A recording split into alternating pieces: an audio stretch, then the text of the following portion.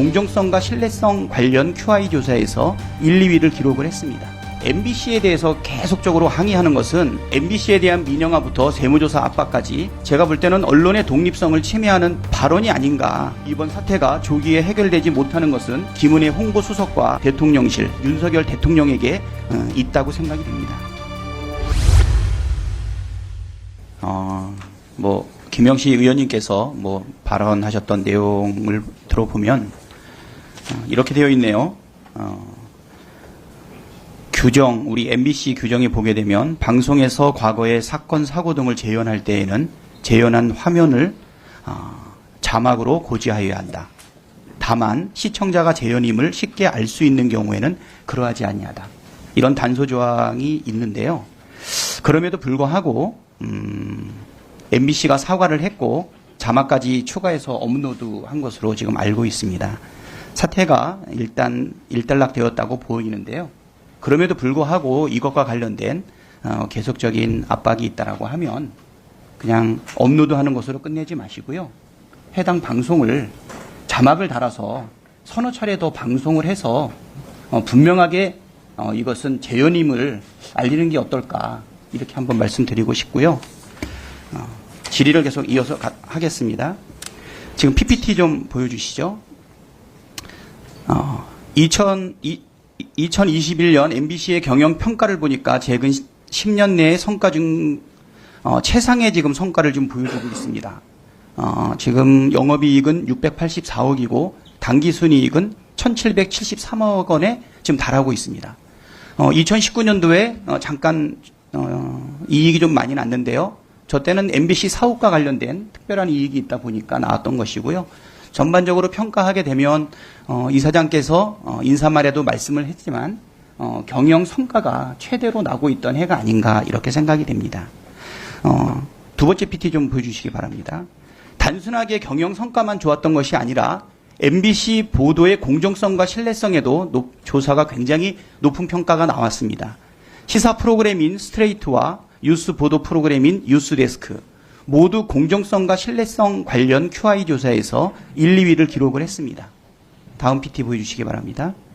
여론 영향력 조사에서도 총 4회 약 100여 개의 프로그램을 대상으로 진행된 조사에서도 뉴스데스크는 전체에서 2위, 4위를 유지했고 MBC가 제작한 프로그램이 전체 10개 중에 4개 정도가 위치하는 것으로 나왔습니다. 그만큼 MBC가 21년도의 경영 성과와 공영방송으로서의 성과도 매우 좋은 것으로 평가가 되고 있는데요. 그런데 최근에 MBC가 다시 민영화 논란이 나오고 세무조사까지 들어가는 다양한 위기에 직면하고 있습니다. 지금 이사장님, MBC가 요 근래 왜 민영화 논란부터 세무조사 압박까지 받고 있는지 혹시 알고 계십니까? 예, 세무조사는 5년 만에 하는 정기 세무조사로 알고 있습니다. 그리고 민영화 논란이 다시 크게 불거지는 것은 무엇 때문이라고 생각하십니까? 대답하기 좀 곤란하신가요? 예, 그 민영화 논란은 지난번 국회에서도 있고 그랬습니다만, 공영방송이 우리 사회에서 하는 역할이 중요하기 때문에 저는 MBC가 민영화되는 것은 바람직하지 않다고 생각합니다. 제 생각에는 아까 김영식 의원님께서도 말씀을 하셨지만 해당 영상 때문인 것 같은데요. 다시 한번 보여주시기 바랍니다.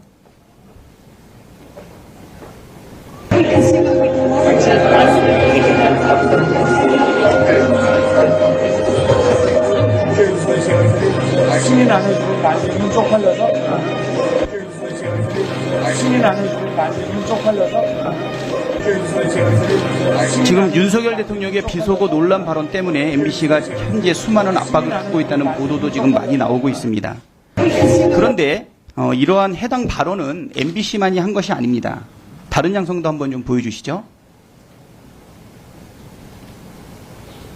문제의 발언이 논란이 됐던 9월 22일에 주영진의 뉴스브리핑에서도 거의 시작되는 시간 내내, 진행되는 시간 내내 당시 대통령의 발언 논란을 거의 바이든이라고 해석을 해서 방송을 했었고요. 그날 저녁에 방송 지상파 3사의 메인 뉴스의 제목을 한번 여러분께 보여드리도록 하겠습니다. 먼저 SBS입니다. 9월 22일. 저희도 바이든이라고 박아서 나갔어요. 메인 뉴스에서. 자, 그 다음이 SBS 메인 뉴스가 이렇게 나갔고요. 9월 22일 저녁 KBS 메인 뉴스에서 이 XX들이 쪽팔려서 비서고 논란으로 나갔습니다. 자, 그 다음에 MBC 윤 대통령 비서고 논란 이렇게 해갖고 뉴스가 나갔어요. 방송 3사가 이날 뉴스를 보면 김정재 의원님이 아까 말씀하셨습니다만 지상파 3사의 메인 뉴스에서 다 바이든이라고 자막이 나갔었습니다. 그렇죠? 지금 나갔어요. MBC만이 지금 보시면 다 아니라 확인하실 수가 있어요. 예. 지금 왜 MBC만이 아니라 지금 특정 정당과 대통령실까지 나서서 MBC에 대해서 계속적으로 항의하는 것은 그리고 MBC에 대한 민영화부터 세무조사 압박까지 제가 볼 때는 언론의 독립성을 침해하는 발언이 아닌가 부끄럼 없이 지금 나오고 있다고 생각하는데요.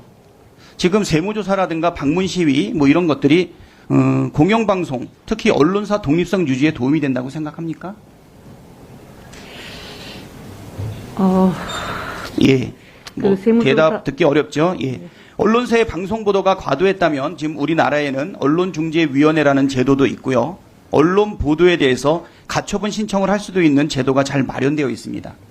그럼에도 불구하고 이번 사태가 조기에 해결되지 못하는 것은 15시간이나 늦장 대응한 김은혜 홍보수석과 본인들의 반론을 다시 뒤집은 대통령실, 그리고 김은혜 홍보수석의 반론과는 전혀 다른 의견을 냈던 몇몇 정치인들, 그리고 마지막으로 직접적인 언급 없이 뒤에서 이 사태를 방관하고 계신 당사자인 윤석열 대통령에게 있다고 생각이 됩니다.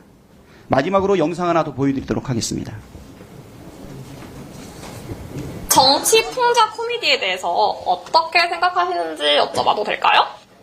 저는 아주 그게 좋다고 보고, 네. 굉장히 긍정적으로 생각을 하시는 거고. 그럼요. 네. 그렇다면 후보님이 만약에 대통령이 되신다면 SNL이 자유롭게 정치 풍자를 할 수 있도록 도와주실 건가요? 그건 도와주는 게 아니라 SNL의 권리입니다. 그렇게 생각을 하시는군요. 예, 정치 풍자도 이거 SNL의 권리고 자유다라고 말씀을 했습니다. 네, 1분 더 드릴게요. 진보든 자유라는 단어가 중요하지 않다라고 생각하는 정치인은 없다고 생각합니다. 윤석열 대통령께서 취임사에서 35번, 8.15 경축사에서 33번, UN 연설에서 21번 자유를 언급했습니다. 근데 왜 그 자유에는 언론의 자유는 빠져 있는 것입니까? 이사장님께서 언론의 자유를 위해 적극적으로 임해 주시기를 바랍니다. 이사장님 말씀 한번 해주시겠어요? 예, 그렇게 하겠습니다. 예. 저는 이번 이 사태를 보면서 이명박 박근혜 정권의 언론 흑역사 9년간 전 국민들이 기억하고 있다고 생각합니다. 이명박의 하수인이었던 김재철을 바지 사장으로 앉히고 정부의 비판적인 프로그램을 폐지하고 방송을 금지시켰습니다. 이명박 정권의 비판적이었던 후플러스를 폐지하고 PD 수첩에서 4대강 비리 의혹을 밝히는 역사를 거꾸로 돌릴 수 없습니다. 정부 여당은 불법 편법으로 공영방송을 침탈하지 말고 방송 중립성 보장하는 법안 속에 협조해 주시기를 바랍니다.